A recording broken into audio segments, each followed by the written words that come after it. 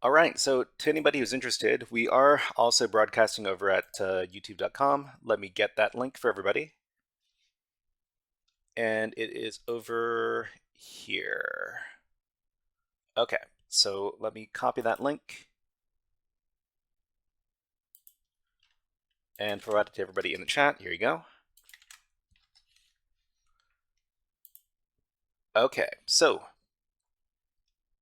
what are we doing today? So we're going to be doing a number of things today, and let me just bring up the Reddit thread. Hacker Frogs has a Reddit, and yeah, another stream. Sigma Gat, nice to see you here. And what are we working on today? So this is week 24. It is Wednesday, and what are we doing today? So we're going to be doing four different topics today. The first thing we're going to do is we're doing our network hacking course, session number 4, and we're going to be learning about reverse shells and bind shells over at tryhackme.com. So the second thing we're doing today is we're going to be covering the hack the web game, which is located over here, hack.arrg.de. And this is a fun series of hacking related games. We're going to be doing that in the second hour of today's stream. In the third hour, we're going to be doing our Gandalf AI hacking game. So this is a very popular web game where you can chat with an AI chatbot and try to get some secrets out of it. And that's what we're going to be doing in the third hour. And in the fourth and fifth hours, we're going to be doing some web app hacking, some challenges that we haven't done before over at echoctf.red. So this is going to be part of their HackMex network. And yeah, so there are going to be new web app challenges that we haven't seen before. And let's go ahead and get started with the first topic for today, which is Hacker Frogs After School. So this is Hacker Frogs After School Network Hacking session number 4. So let's take a look. This is the 4th session for network hacking. Let's go over the concepts we covered in the previous workshop. In the previous workshop, we looked at directory busting, otherwise known as dir busting. So directory busting is the act of determining what endpoints, that is, files and directories, exist on a web app by trying to access those endpoints. It's a type of brute force attack. So we learned about how to use different tools to do dir busting. We learned about the dirb tool, and the dirb tool is an older directory busting tool, but it's a good first program to run on web servers. We learned about the Nicto tool. The Nicto tool is a web app vulnerability scanner which attempts to ID insecure configurations and general web app settings. And we learned about the GoBuster tool. So the GoBuster tool is a much more powerful directory busting tool than dirb. However, its command syntax is much more complex. So we learned how to use these 3 different tools to do some web app enumeration, and that's what we did in the previous session. So what are we doing in this session? In this session, we're going to be learning about remote shell access. What is remote shell access? We're going to answer this question. We're going to learn about reverse shells. We're going to learn about the limitation of netcat shells, and we're going to learn about bind shells. So the 2 major types of shells that we're going to be talking about today are going to be reverse shells and bind shells. And but first, we need to talk about what remote shell access is. So what is remote shell access? A remote shell is a command line interface. This is command line interface access to a remote server. This allows OS commands to be run through the remote shell. So the type of shell we're talking about is a CLI, or command line interface. And typically remote shell access is gained through programs like SSH. But security testers typically use other programs to establish remote shell access, such as Netcat. So if we're doing some proper shell access, we would probably use a program like SSH. But in our case, we're going to be doing some security testing, and we're going to be using the Netcat program to do that. Okay, so to do our learning today, we're going to be using a room from tryhackme.com. It's a very popular cybersecurity education platform, and we're going to be using this link over here. I'll provide the link to everybody in the chat, just in case you want to hack along with us. Okay, and this is the room over here. So what you want to do is you want to have an account over at tryhackme.com before you do any of these before you do any of these hack-alongs with us, I guess. And if you don't have an account at tryhackme.com, you can make one at the following link. I'll just drop it in the chat. Okay, and so after you've logged into TryHackMe, you want to go over to the link that I provided, and this is going to bring you to the Carnage Room. So the reason why we're using the Carnage Room is because the Carnage Room also gives us a desktop environment that we can work with, and we're going to combine that along with the Attack Box desktop environment to simulate two computers that want to communicate with each other over the network. And all right, so what do we do after we've come to this link over here and logged into TryHackMe? So you're going to see that there's going to be a green join button room just slightly below at the top of the page. You want to click on that, and that's going to give you access to the resources in the room. Okay, great. So after that, you're going to see the scoreboard over here, and then you're going to see task number 1. What we want to do is we want to start up the virtual machine that is associated with task number 1. So after you've joined the room, click on the task 1 header here, and you're going to see a green start machine button just slightly under task number 1 over on the right hand side of the screen. You want to click on that button to start up the Carnage machine. So there are two machines that we're going to be using today. There's going to be the Carnage machine, and there's also going to be the Attack Box. To access the Attack Box, you want to go over to the TryHackMe page, and you want to go over to the top. At the top, you're going to see this Start Attack Box button over here. It looks like we've got ads running on Twitch right now, so while the ads are running, I'm not going to proceed, and instead, we're going to take a little break and watch some birds while the ads run past on Twitch and on YouTube as well. So during these moments, we like to put on our bird videos. These are some birds over here, and we'll be back in about 50 seconds.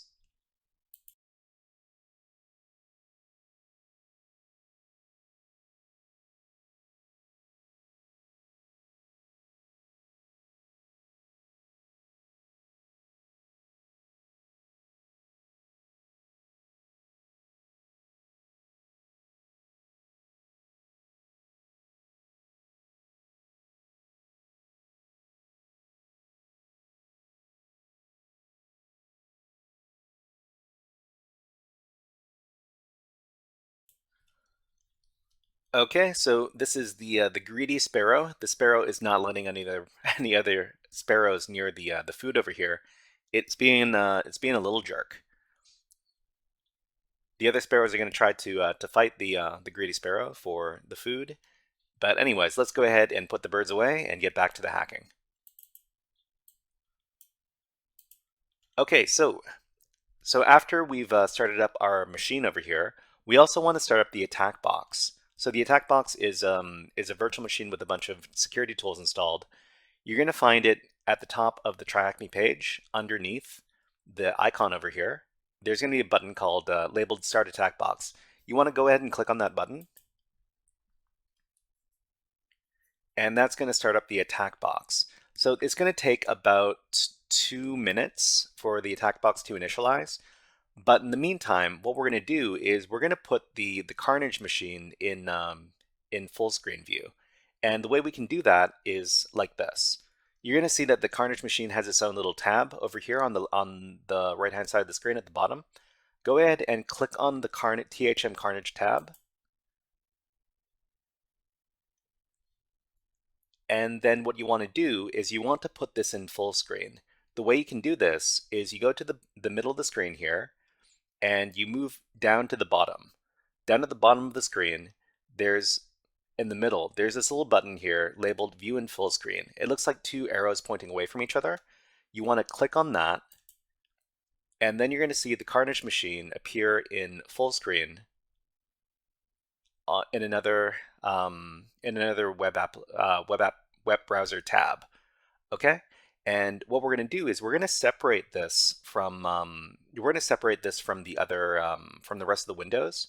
So we're just going to take our window here, we're going to separate it, and then we're going to take the tab over here and we're going to drag it outside. Okay, so when we drag it outside, that's going to detach this window from the rest of the web browser tabs. We're going to make this about half size, and we're going to rearrange the windows a little bit.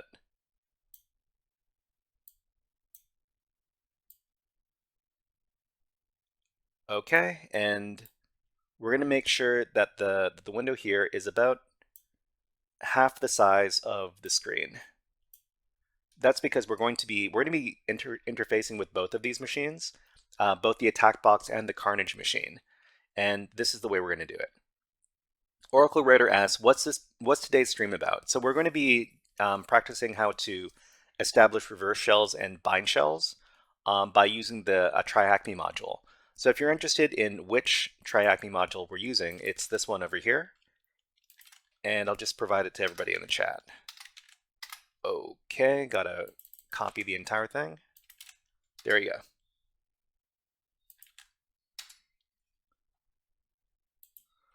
Okay, so the other thing we need to do is we need to, hold on, let me make this full screen for a second. The other thing we want to do is we want to make the attack box in full screen as well, because, well, we're dealing with two machines today, the Carnage machine and the attack box. So after we started out the attack box, we need to click on the attack box tab over at the bottom of the screen over here, and that's going to bring up the attack box desktop interface over here. Shadow says, hello, what are we going to learn today? So we're learning about how to establish reverse shells and bind shells in a network environment. If you're interested in the document that we're going to be working off of today, let me get that document. Is it over here? It's over here. Okay, so I'll just leave this link in the chat. It's got all the links for the challenges we're doing today, as well as all the commands. Okay, so where are we here? Okay, so we've got our attack box over here. We also want to put this in full view, full screen view as well. So we're going to, why does it say access desktop in 48 seconds? I'm going to reload this page because it looks like something's gone wrong.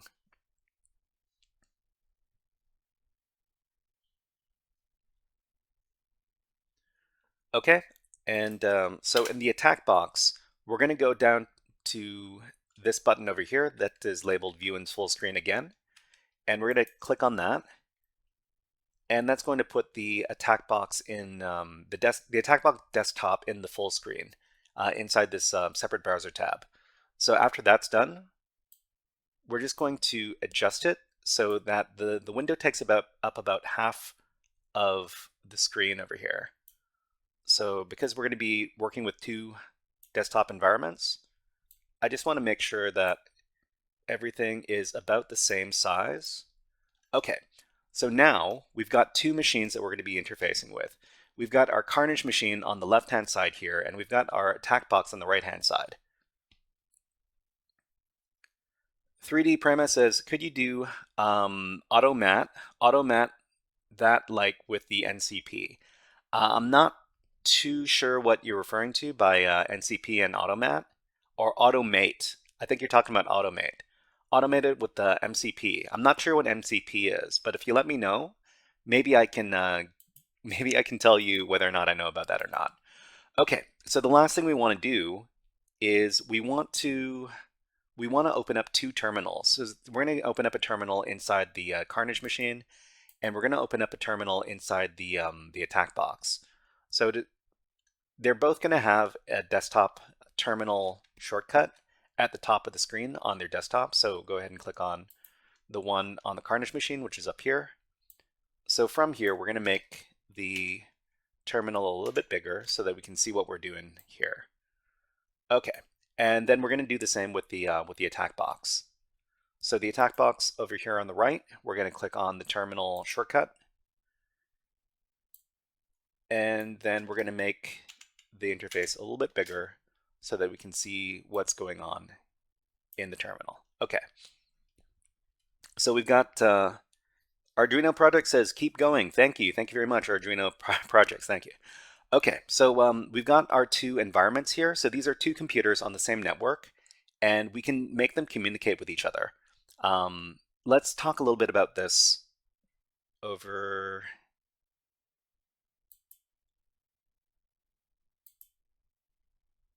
here. Actually, I need to make this in its own screen as well. All right. Okay. So let's talk a little bit about what we're going to be doing today. So we're talking about Linux shell programs.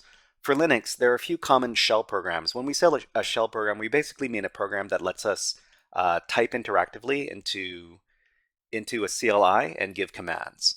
So there's a few common shell programs, the most typical ones being bash and sh. So bash is the most common Linux shell program, and sh is the most basic shell program where you can type commands in.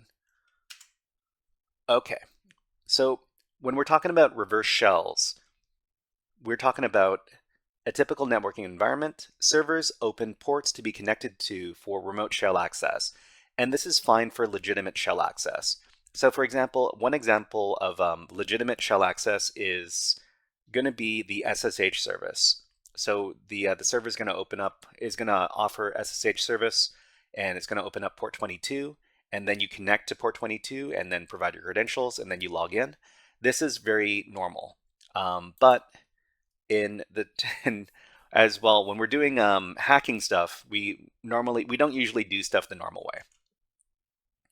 So normally your host, your local host, which is your device, will connect to the remote host to create a remote shell connection. So you've got your local host, you use the SSH client on your local host, you connect to the remote host on port 22, and then you're able to access the remote host via SSH. However, network security testers find it easier to have the remote host connect to their local host, creating what is called a reverse shell connection. So when we're doing things the sneaky hacker way, we have our local host a netcat listener on a specific port, and then we have the remote host contact our local host on that port to create a reverse shell connection, which is the opposite way that we usually do it.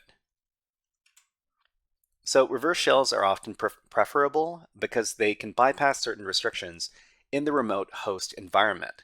So most of the time, you're going to see people establish reverse shells rather than bind shells, or for a number of different reasons.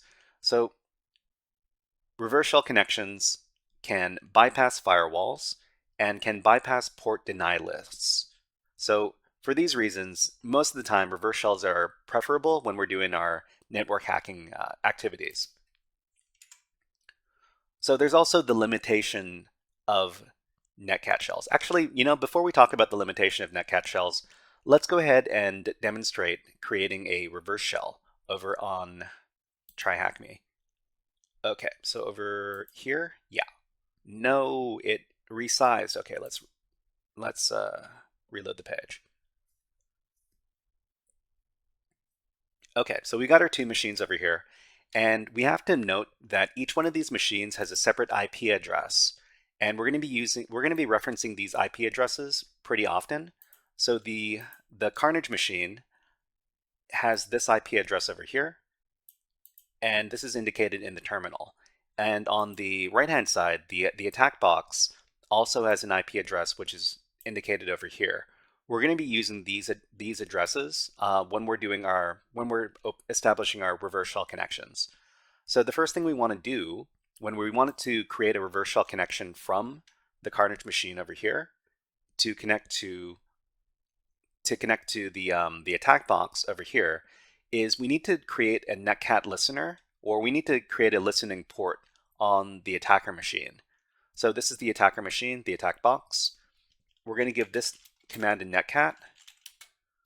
So it's going to be netcat with a bunch of different arguments over here. So N is no DNS lookup, L is for listener mode, V is for verbose, and P is for port number. CD Prima says, oh, model context protocol AI integration. Model context protocol AI integration plus local LLM. I think I understand what you're talking about, but unfortunately, we're not we're not dealing with LLM stuff quite yet. We're just going to be doing this the old-fashioned way. And I see some people, some new students coming in. For the new students, we're currently doing a room over at tryhackme.com. And let me just get the room that we're doing over here. So I'll provide the link. Whoops, that is not the link. Let me grab the link. It is over here. Okay, I see your message. There you go, that's the link. And let me go ahead and record some attendance. Okay, so when we give this netcat command on from the attack box over here, this is going to set up a listener. So a listener is basically a little program. It listens on this network port that we give to it. In this case, it's 8888. And what we're going to do is we're going to have the other machine that we have over here, which is the Carnage machine, and we're going to have it connect to the attack box. And the way we're going to connect is, well, we're going to give a specific command, and let's see. So if you want to get this command yourself, you want to access this GitHub page here, and you want to do step number 2. So step number 2, it says on the Carnage machine, use the following command to connect to the attack box machine. So you can go ahead and click on this button here. That's going to copy the command, and I'll paste the command into the chat. So the only thing that you need to do is you need to adjust the command here. Oh, we can't paste. Okay. To use the paste function inside of this machine, you have to click on this button here, and then you need to click on the clipboard. So on these machines, in order to paste anything into the clipboard, you need to go over to this button over here on the left-hand side of the screen. You need to click on the clipboard button, and then you need to delete what's already there and paste in whatever you want to paste. After that, you can close this out. Okay, so let's paste in that command. And so the command looks like this. It's a command that instructs the bash terminal to make a connection to a specific IP address on a specific port. So the way we're going to do this is we're going to replace the IP address over here with the IP address in the attack box. So okay, so everybody, if you're feeling a little bit lost, then what you want to do is you want to go over to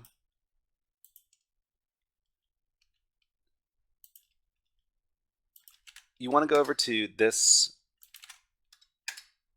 link over here,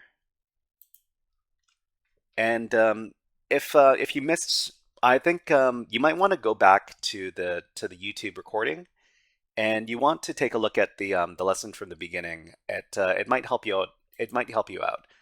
Let me go ahead and get that link. So it's going to be on my YouTube page. But if you want to just watch instead of following along yourself, that's perfectly fine yourself. That's perfectly fine, rather. Anyways, this is the link over here, and you can rewind inside the YouTube stream, and yeah, you can watch. You can go back and watch from the beginning if you want. Okay, so let's go ahead and continue. So this is the command over here. We've got a listener on the attack box, and we've got a connection that we're going to make from the Carnage box. Let me just replace the IP address over here with the IP address on the attack box, because we need to make sure that the IP addresses are correct, because if they aren't correct, then we don't get to hack. And if you don't get to hack, you're a very, very sad person. Okay, let's go ahead and give this command. So when we give the command, we see that we receive a connection on the attack box. It says connection received on this IP address from this port. So this means that on the attack box here, we're now connected to the Carnage box. So this one over here. We also see that our user changed. So before we were the root user, And now we're acting as the Ubuntu user. So if we type who am I, it says we are the Ubuntu user. And if we type ID to get the name of this computer, oh sorry, we type the host name command. It says that we are host name this one over here, so IP this one over here. And note that this is not the same as our attack box IP address. So we're now connected to the Carnage machine using a reverse shell connection. So what did we do? We set up our listener on our attacking machine over here, and after that, on the target machine, the Carnage machine, we gave a command to connect back to our attacking machine over here, and we established what is called a reverse shell connection. So when we establish these reverse shell connections, there are a number of limitations for these kind of connections because we establish them using the netcat shell or the netcat listener over here. And let's talk about the problems with using netcat. Not that netcat is bad, but netcat there are a few things that it can't do. So in network CTF environments, reverse shells are often created with netcat. So netcat is the program that we use to create the listener, and netcat shells are functionally limited compared to standard shells. So when we talk about functions, we're talking about stuff like tab autocomplete, which can be used to complete file names. So in the netcat shell, you can't do that, but in the regular shell, the bash shell, you can. So in command history, the netcat shell can't use command history, but in the bash shell, you can. Command line editing, you can't go back and forth inside of the command line using the netcat shell. You can't do interactive commands using the netcat shell, and you can't use the Control-C keyboard shortcut when you're using the netcat shell. Otherwise, the shell is going to break, and then you're very sad. Okay, so this is why we often use Python to upgrade netcat shells. So if there's Python on the target server, we can often use a Python command to upgrade our shells and give them a little bit more functionality. So over here, let's go ahead and minimize this. Okay, so we've got our netcat shell over here. Arduino project says, what level do you think is needed for bug bounty? Bug bounty, I think you need to know a lot about web app security to do bug bounty. I would say that you need somewhere, if you're coming from absolute zero, you need to study for about a year or a year and a half before you're able to do bug bounty stuff. That's just my kind of rough guess. Okay, so here, let's demonstrate how these netcat shells are a little bit limited. Okay, so here, so in the netcat shell, if we try to use command history, we just get a bunch of garbage. We can't use the command history. And we see here that if we try to use tab autocomplete, the tab autocomplete doesn't work. So tab autocomplete also, it doesn't work. The screen can mess up a lot. And if we try to use a terminal text editor like Nano,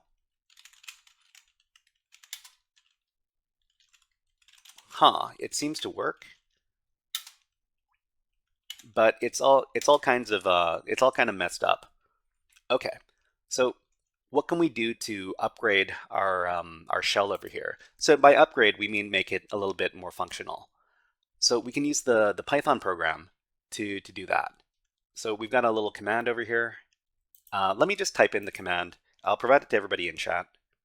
It's gonna go like this.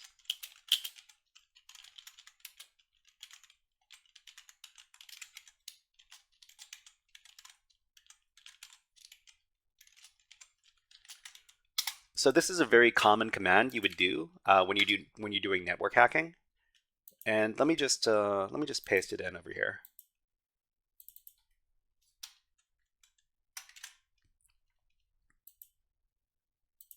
Okay, and then we can paste it in. Oh, okay. So it's not Python, it's Python 3. So we need to we need to give the same command, but instead of Python, we use Python 3. So Python is a scripting language. We can use it to do all sorts of fun stuff.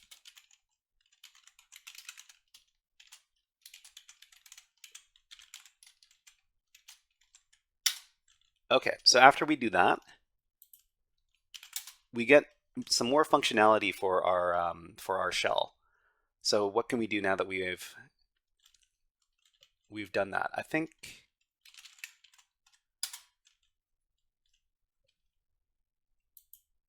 from here we can now clear the shell, and we can also do some interactive stuff. So for example, we might want to become the root user, and it's going to ask us for the password. So I mean, we don't know what the password is, but now we can actually give some input over there. Okay, so that was all fun and good. But now after we're finished accessing the machine, we can exit. So to exit from a reverse shell, it's pretty easy. The first thing you can do is you can do the Control-C keyboard shortcut, which is going to break the program. So from here, we see that we're no longer Ubuntu, but we're now the root user. So we're not accessing the Carnage machine anymore. We're accessing the attack box now. Okay, and now, what else can we do?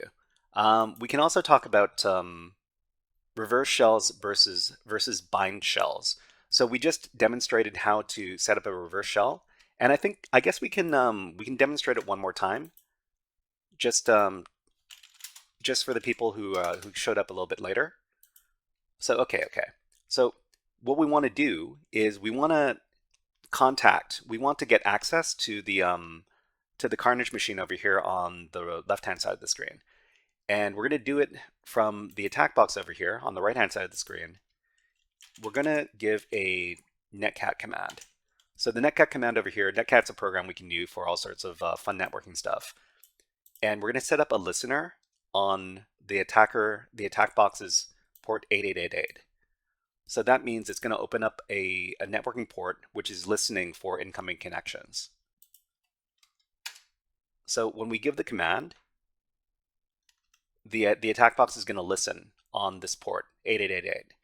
And what we need to do on this other machine here is we need to connect to the attacker machine here, and that's going to give the attacker machine access to the Carnage machine here on the left-hand side.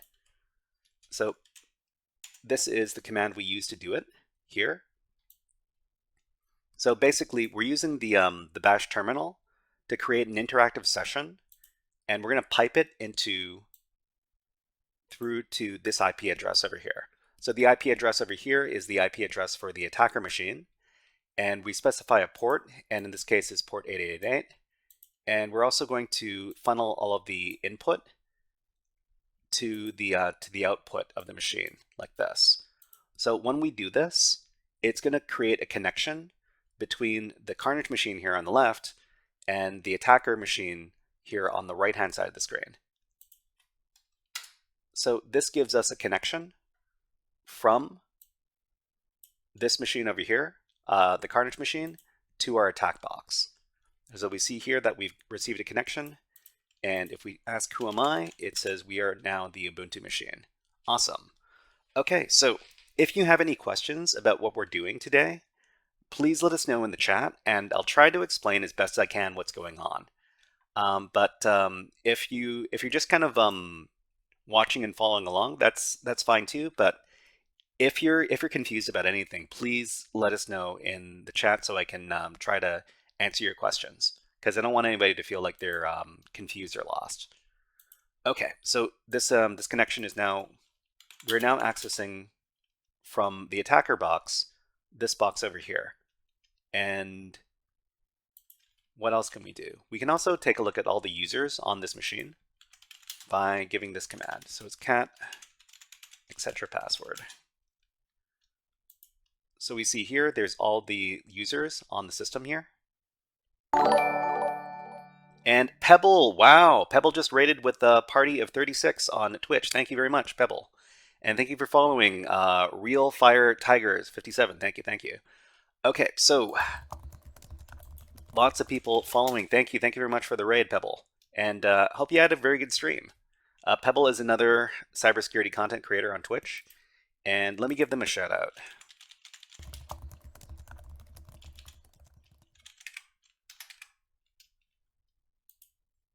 If you're not following them, you might as well follow them because they do a lot of advanced hacking content on Twitch.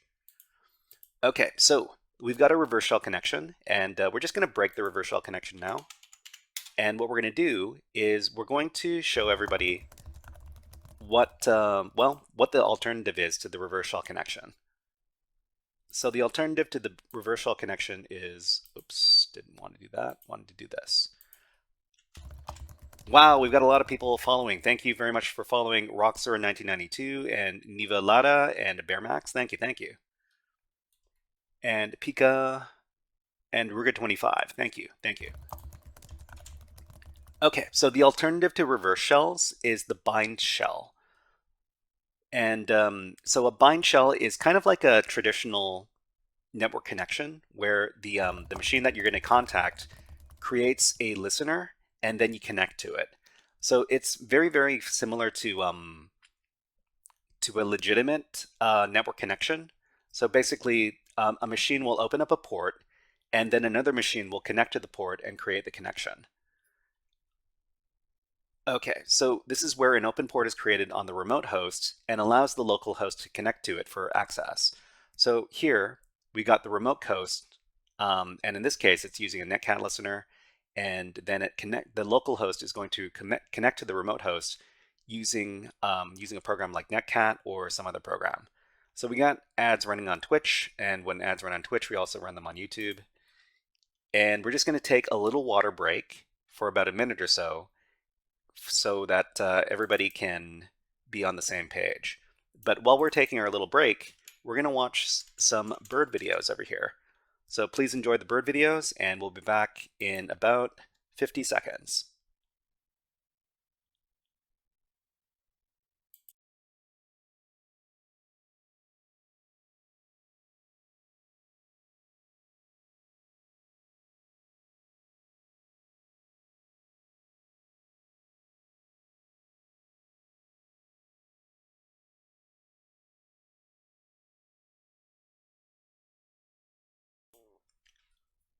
So I love my little birds. I love my bird bath. I love my bird feeder, and I usually have a camera watching to see if we can get any good bird feeder footage or any good bird bath footage.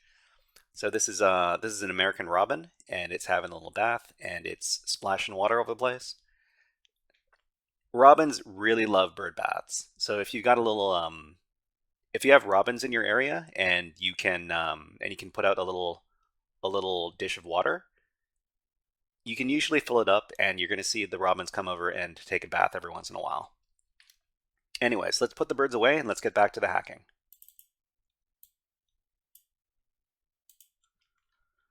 Okay, so we're talking about the bind shell. So the bind shell is the opposite of the reverse shell, and one important reason why bind shells are avoided is because they expose an open port to the network, which any device can connect to.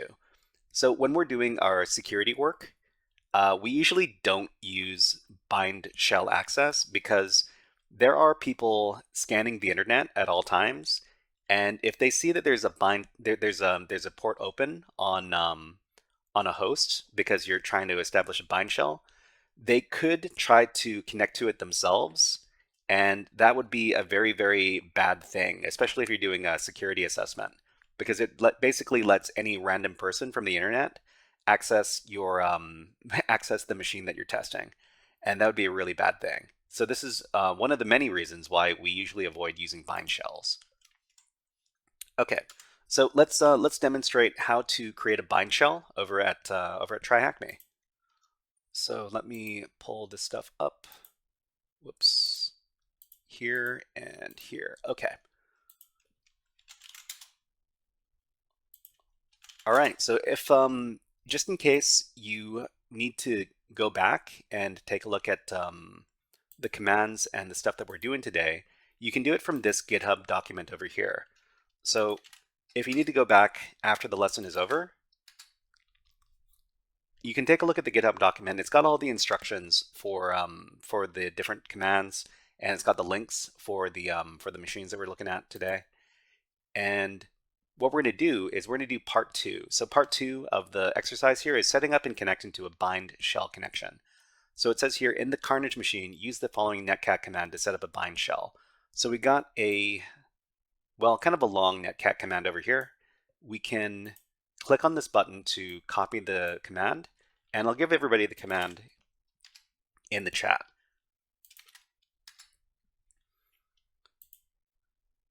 Okay, and then what we're going to do is we're going to set up this bind shell in the Carnage machine. So in the Carnage machine, we need to click into the control panel here, and the control panel is just over here on the left-hand side in the middle. We need to paste into the clipboard the command we want to use. Oh, that seems to have gone a little bit weird. Anyway, let me clear this. Clear this and paste in the command. Paste in the command. Okay, that didn't. All right, you know what? I'm just going to type it out. I'm going to type it out. Let's see. Temp F make FIFO temp F pipe. Nope. Make FIFO temp F cat temp F pipe it into /bin sh -I 2 and &1 pipe it into netcat listen 0 0 0 0 8888 pipe redirect that into temp F. Okay, so this is the long complicated command, and it basically creates a bind a listener. So this listener over here is going to listen for incoming connections on port 8888, and this is going to be on the Carnage machine. Okay, I think it works. If it didn't work, then it would probably give me an error message. Okay, so from here, it's pretty easy to connect to the machine.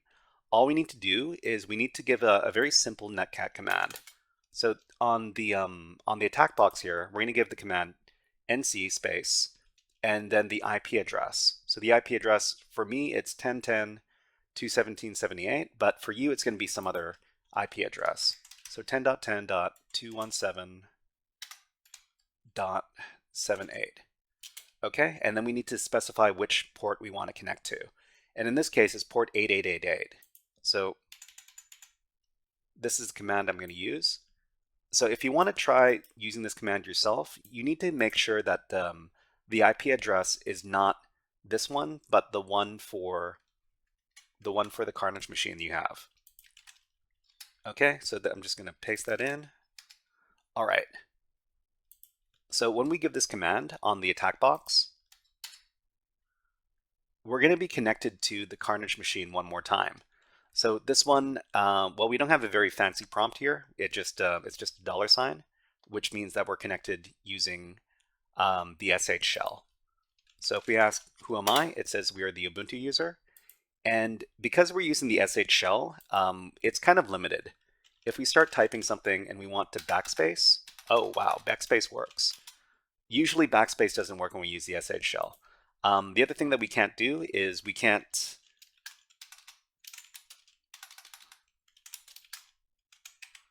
do tab autocomplete, which is also kind of annoying.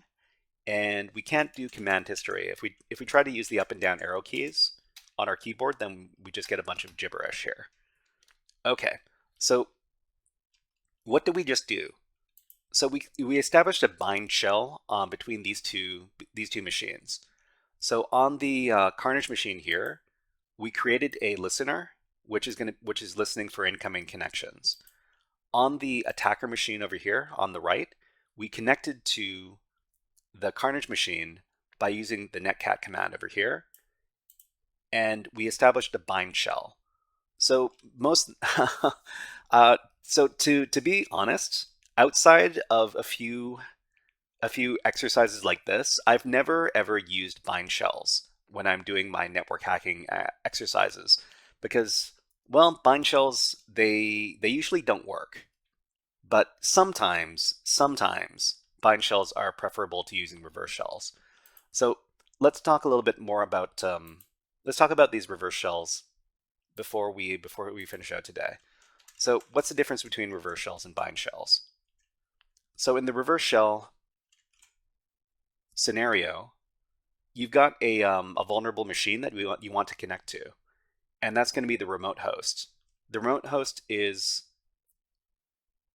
going to connect to your local host over here via Netcat or some other program, and on your attacker machine, you're going to have a Netcat listener with that is listening for incoming connections. So the reverse in the reverse shell is the remote host accessing the local host to complete the connection. So that's the reverse shell. So we talked a little bit about the limitation of Netcat shells. So Netcat shells are inherently not as good and not as functional as regular bash shells or SSH shells. And we talked about bind shells. So bind shells are where the local host is going to connect to the remote host, which has an open port. And this is very similar to your typical client and server relationship. So the local host connects to the remote host. Okay, so let's go ahead and talk about what we're going to be doing next stream. Sorry. Let's do our summary first. So the summary here, let's review the network hacking concepts we learned in this workshop. So what is remote shell access? So a remote shell is a command line interface, or CLI, and this is access to a remote server. What is a remote server? A remote server is any computer that is not your computer. That's a remote server. This allows OS commands to be run through the remote shell, and it's basically what we want to establish when we're doing our network hacking exercises. So reverse shells. Reverse shell access is where the listening port is created on the local host, and the connection is established by the remote host connecting to that port. That's the reverse shell. And the bind shell is the opposite. Bind shells are where access is created when the remote host opens a networking port, which is then connected to by the local host. Okay, so what are we going to be doing in the next Hacker Frogs After School network hacking workshop? We're going to be talking about how to crack password hashes. So what are password hashes? When hackers or other bad people break into servers and steal passwords, they're usually not stealing plain text passwords, but they're stealing something called password hashes, which is the password that has been transformed by a cryptographic act to make it encrypted. So what you want to do to get the original password back is to do what is called password cracking. And that's what we're going to be talking about in the next session. Okay, so let's go ahead and we're going to be what are we going to be doing in the next part of the stream? So let me go ahead and get out of TryHackMe and get out of TryHackMe over here.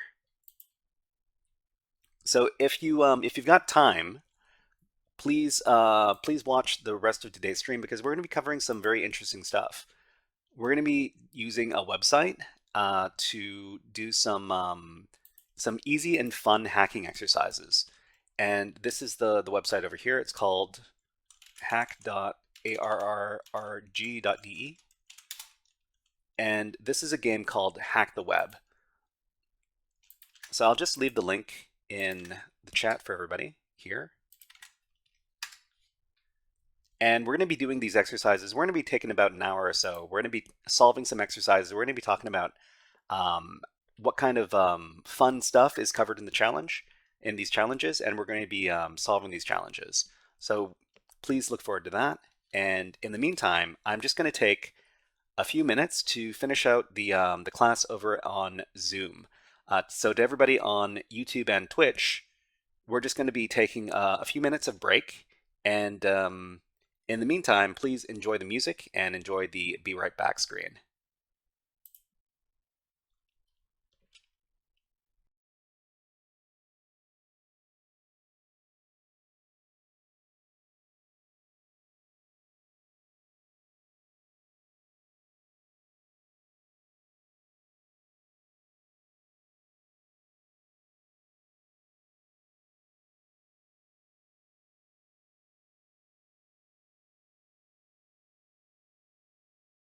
Fight the planet!